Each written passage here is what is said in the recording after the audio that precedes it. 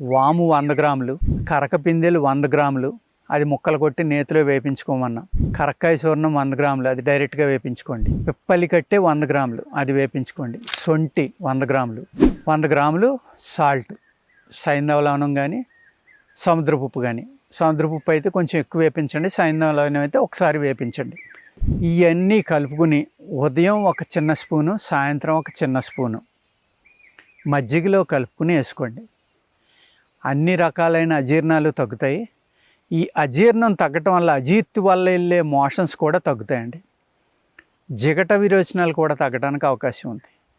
ఎప్పుడైతే అజీర్ణం తగ్గి మీకు ఆకలి బయలుదేరిందో, అంటే ఆకలి అనేది స్టార్ట్ అయిందో, మీరు తిన్న ఆహారం అరిగిపోయి శక్తి కూడా పెరుగుతుంది, బలం కూడా పెరుగుతుంది అన్నమాట మీకు.